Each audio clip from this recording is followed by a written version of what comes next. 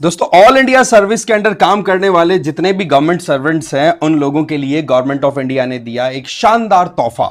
देखो, होता क्या है कि हमारे अगर एडमिनिस्ट्रेटिव स्ट्रक्चर की बात करें तो ऑल इंडिया सर्विसेज, चाहे आईएएस, आईपीएस या फिर आईएफएस, कुछ भी हो, इनकी पोजीशनिंग, इनकी पोस्टिंग कई बार कॉन्फ्लिक्टिंग जोन्स में होती है, कई बार रिमोट एरियाज में, बहुत ज्यादा डेंस फॉरेस्ट एरियाज में, या फिर बहुत सारे हाई रिस्क एनवायरनमेंट में सर्व करने के लिए इनको भेज दिया जाता है। तो ऐसी परिस्थितियों में कई बार अनफोर्सीन सर्कमस्टांसेस ऐसी बन जाती है जब इंडिविजुअल की या तो डेथ हो जाती है या फिर इस तरीके से इंजरीज हो जाती है शरीर में कि वो फिर फर्दर अपनी सर्विसेज को कंटिन्यू नहीं कर पाते। तो ऐसी परिस्थितियों में जब पूरा मामला जीवन और मृत्यु के बीच का आ गया तो उस समय पर सेंट्रल गवर्नमेंट की तरफ से क्या होना चाहिए? क्या ऑल इंडिया सर्विसेज में काम करने वाले लोगों के लिए जो रिस्क में डाल करके अपने काम को, अपनी सर्विसेज को डिलीवर कर रहे हैं, उन लोगों के लिए कुछ बेनिफिशियल स्कीम्स होनी चाहिए कि नहीं? कुछ उनके लिए सोशल सिक्योरिटी के मैकेनिज्म्स होने चाहिए कि नहीं? क्योंकि बहुत से लोग अपनी लाइफ में बहुत ज्यादा सर्विस करते हैं और उन पर डिपेंडेंट जो फैमिलीज होती हैं, परिवार के जो मेंबर्स होते हैं, उनकी भी आशाएं होती है कि भाई कहीं ना कहीं हमारे ऊपर भी ध्यान दिया जाए। तो एक इंडिविजुअल जब यूपीएससी क्रैक करके आगे बढ़ता है तो ऐसे में वो ये एक्सपेक्ट करके चलता है कि भाई हमारे बुरे हालात जब हो तो उस टाइम पर हमारे जो भी आप कह सकते हो गवर्नमेंट में बैठे सिस्टम्स हैं वो हमारा ध्यान रखे। तो ऐसे में क्या होता है, गवर्नमेंट ऑफ इंडिया ने ऑल इंडिया सर्विसेज में काम करने वाले वो लोग जो कि अपने सर्विसेज के दौरान या तो उनकी डेथ हो गई या परमानेंटली डिसेबल हो गए, तो ऐसे में उनको सोशल सिक्योरिटी एनहांस करने के लिए, उनको एक रीअश्योरेंस देने के लिए कि आप चिंता बिल्कुल भी ना करें, आप हैं तो आपकी बिल्कुल केयर की जाएगी, आप नहीं हैं तो आप पे जो लोग डिपेंडेंट हैं उनकी भी पूरी केयर की जाएगी। तो यहां पर एक गार्जियन वाली जो फील है ना, वो यहां पर ऑल इंडिया सर्विसेज के इंडिविजुअल्स को डेफिनेटली फील आ रही है कि वाकई में सरकार हमारे बारे में सोचती है। और ये जो पॉइंट आज हम डिस्कस कर रहे हैं, इसमें आप खुद फील करोगे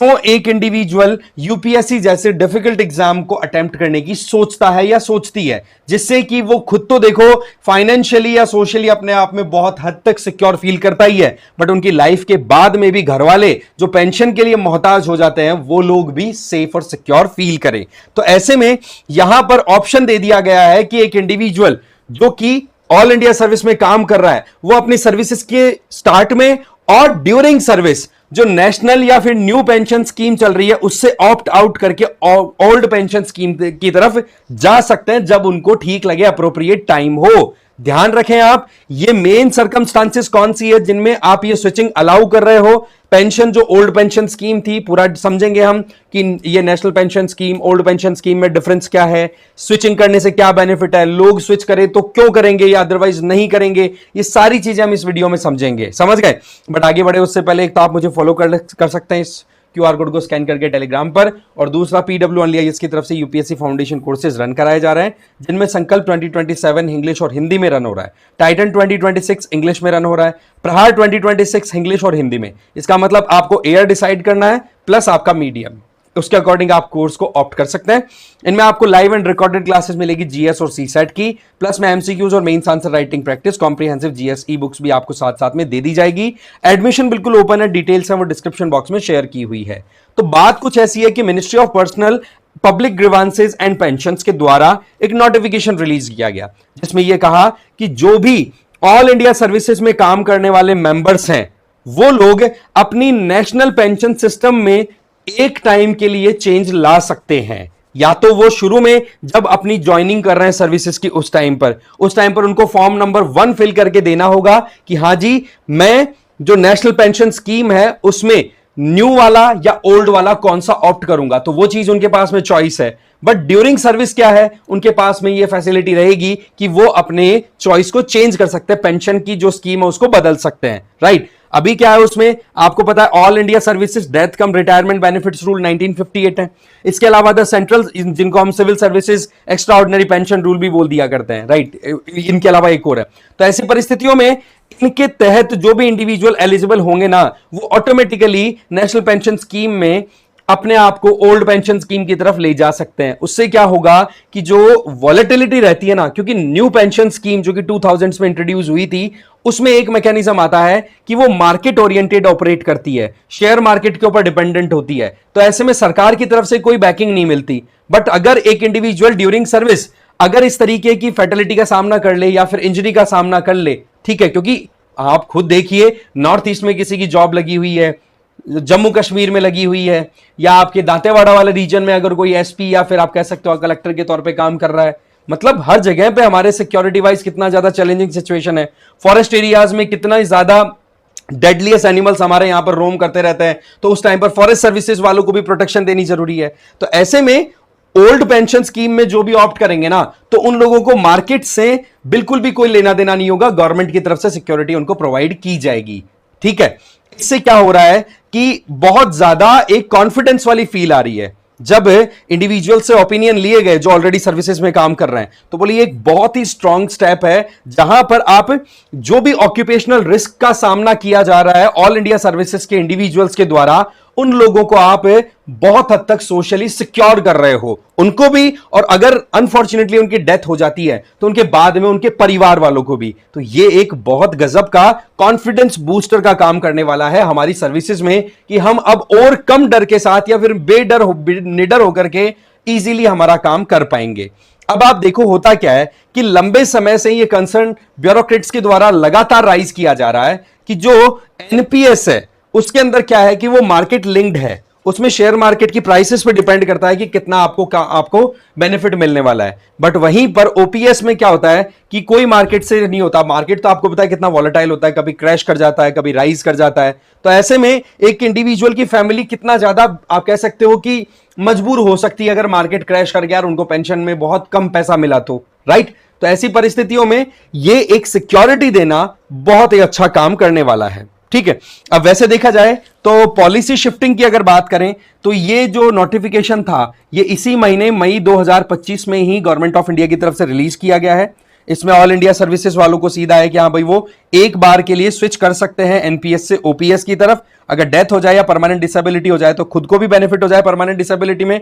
डेथ हो जाए जो डिपेंडेंट है तो उनको बेनिफिट मिल जाएगा। तो ऐसी परिस्थितियों में एक इंडिविजुअल ट्रेजेडी वाली सिचुएशन से खुद भी निकल पाएगा इन टर्म्स ऑफ फाइनेंसेस, साथ ही साथ डिपेंडेंट्स को भी सपोर्ट मिल जाएगा। ये एक लैंडमार्क रिफॉर्म के तौर पे देखा जा रहा है जिसमें एक इंडिविजुअल को फ्लेक्सिबिलिटी दी जा रही है कि भाई रिस्क है जॉब में तो डेफिनेटली आपको सपोर्ट दिया जा रहा है। इसमें जैसा कि मैंने बताया कि अगर किसी को ऑप्ट करना है तो पहले फॉर्म 1 फिल करके देना होगा कि जी मैं इस तरीके से एनपीएस से ओपीएस में जाना चाहता हूं या फिर ओपीएस में ही जाना चाहता हूं। सर्विसेज के स्टार्टिंग के अंदर भी आप ये फॉर्म फिल कर सकते हो और ड्यूरिंग सर्विस भी आप इस तरीके से F1 फॉर्म 1 को फिल करके ये चीज सबमिट कर सकते हो कि मुझे ओपीएस की तरफ जाना है। दूसरा पॉइंट ये है कि आपको एक F2 फॉर्म भी फिल करके देना होगा जिसमें आपके जो डिपेंडेंट्स हैं, फैमिली डिपेंडेंट्स, उनकी डिटेल दे दी जाए अप टू डेट, जिससे कि अगर डेथ का केस हो तो कम से कम डिपेंडेंट्स को रिकॉग्नाइज करके उनको बेनिफिट प्रॉपर्ली दिया जा सके। अब यहां पर क्या होता है कि मान लो किसी इंडिविजुअल के पास में ऐसी चॉइस करने से पहले, मान लो चॉइस करने से पहले उनकी डेथ हो गई है ना, वो क्या सर्कमस्टांसेस होती है, या तो एक इंडिविजुअल डिसेबल हो गया या डेथ हो गई, और वो भी कब, या तो इसने इस तरीके की एनपीएस से ओपीएस की तरफ जाने का कोई ऑप्शन एक्सप्लोर ही नहीं किया, एक तो ये केस हो सकता है, या फिर जब आपकी सर्विसेज स्टार्ट हो गई तो शुरुआती 15 साल है ना उनके अंदर अंदर ही कोई अगर डिसेबिलिटी का केस आ गया या डेथ का केस आ गया, या फिर तीसरा कि आपने ऑप्ट तो कर लिया, आपने एनपीएस से ओपीएस की तरफ जाने के लिए फॉर्म तो फिल कर दिया, डिटेल्स दे दी, बट अभी 3 साल भी नहीं हुए हैं और इतने में अनहोनी हो गई, ठीक है, डेथ हो गई या फिर डिसेबिलिटी हो गई। तो तीनों केसेस में जो एलिजिबिलिटी होगी वो ये कि आपको ऑटोमेटिकली डिफॉल्ट मैनर में आपको स्विचिंग दे दी जाएगी ओपीएस की तरफ, ओल्ड पेंशन स्कीम की तरफ। और अगर मान लो कि डेथ हो गई उसके बाद में फैमिली मेंबर्स जो कि एलिजिबल हैं आपकी पेंशन के लिए, वो वहां पर फॉर्म फिल कर रहे हैं, डिटेल्स फिल कर रहे हैं, और उन लोगों के द्वारा अपनी तरफ से जो डॉक्यूमेंट्स दिए गए हैं वो ओपीएस को सेटिस्फाई नहीं कर रहे हैं, तो ऐसे में डिफॉल्टली फैमिली मेंबर्स को एनपीएस के आधार पर पेंशन मिलेगी। मतलब पेंशन तो मिलती है, उसमें डाउट नहीं है, but fact of the matter is कि आप किस कंडीशन में इस चीज को एनालाइज कर रहे हो, राइट। तो इस तरीके की बातें जो हैं ये क्लियर गवर्नमेंट की तरफ से स्टेट कर दी गई हैं, और ये आप खुद देख सकते हैं कि क्या डिफरेंस है ओपीएस और एनपीएस में। ओपीएस में क्या होता है, एम्प्लॉय खुद जो है कुछ भी कंट्रीब्यूट नहीं करता, सारा गवर्नमेंट पे बर्डन आता है, जबकि एनपीएस में क्या होता है कि बेसिक का 10%, बाकी डीए और आपका जो एनपीए, ये सारा जो एनआरआई, ये सारा इंक्लूडेड इसमें रहता है, ठीक है। पेंशन गारंटी की बात करें तो गवर्नमेंट गारंटी लेती है, इधर एनपीएस में कोई गारंटी नहीं है। अमाउंट ऑफ पेंशन की बात करें तो ओल्ड पेंशन स्कीम में ये होता है कि लास्ट जो सैलरी आप उठाते हो उसका 50% आपको सैलरी पेंशन के तौर पे मिलता है, और वहीं पर एनपीएस की बात करें तो इसमें शेयर प्राइस मार्केट पे डिपेंडेंट होता है सारा। वहीं पर डिटेल इसमें पेंशन डिसाइड कौन करता है, तो ओल्ड पेंशन स्कीम में गवर्नमेंट डिसाइड करती है, एनपीएस में शेयर मार्केट। वहीं पर प्राइस राइज अगर होती है, इन्फ्लेशन आती है, तो गवर्नमेंट उसके लिए डियरनेस अलाउंस देती है ओपीएस के तहत। जबकि एनपीएस में तो मार्केट के ऊपर डिपेंडेंट है, तो ऑटोमेटिकली प्राइसेस सेटल हो जाती है, तो ऑटोमेटिकली आपका पेंशन भी वेरी कर जाता है, तो उसमें गवर्नमेंट का कोई रोल नहीं आता, तो डीए वहां पे नहीं मिलता। इसके अलावा अमाउंट ऑफ कम्यूटेशन, इसके अंदर देखो 40% तक अलाउड है ओपीएस में, और इधर एनपीएस में बिल्कुल भी नहीं है। पीएफ एलिजिबिलिटी प्रोविडेंट फंड वाला जो है, इसमें ओल्ड पेंशन में होता है, एनपीएस में नहीं होता। अब ओल्ड पेंशन में पीएफ एलिजिबिलिटी है तो उसमें दो तरीके के थे, एक तो टेम्परेरी और एक फाइनल। टेम्परेरी में तो क्या होता है कि आप 15 साल रिटायरमेंट के बाद में 15 साल के अंदर अंदर अपना पैसा निकाल लो, और एक होता है 15 साल के बाद में पैसा निकालना। बट जैसा कि हमने देखा कि पीएफ एलिजिबिलिटी इधर नहीं होती एनपीएस में। एनपीएस में टीयर 1 और टीयर 2 मैकेनिज्म यहां पर इन्वॉल्व किए हुए हैं, जहां पर आप अपनी खुद की रिक्वायरमेंट के अकॉर्डिंग फ्लेक्सिबल पेंशन स्कीम या पीएफ सिस्टम को एक्सरसाइज कर सकते हो, जिसमें टैक्स बेनिफिट लेने हैं, लॉन्ग टर्म रिटर्न्स को ध्यान रख करके आप चॉइस कर सकते हो। तो कुल मिलाकर के ये दोनों में डिफरेंस है। तो यहां पर जब एक स्टेबिलिटी की बात आए तब आपको ओपीएस जरूर दिखाई पड़ेगी। अब सोचो कि एनपीएस की तरफ कोई गया हुआ हो और उनके साथ में अनहोनी हो जाए, तो एक स्टेबिलिटी देने के लिए ओपीएस में स्विचिंग कितना कॉन्फिडेंस बिल्ड करेगी, आप समझ सकते हैं इस बात को।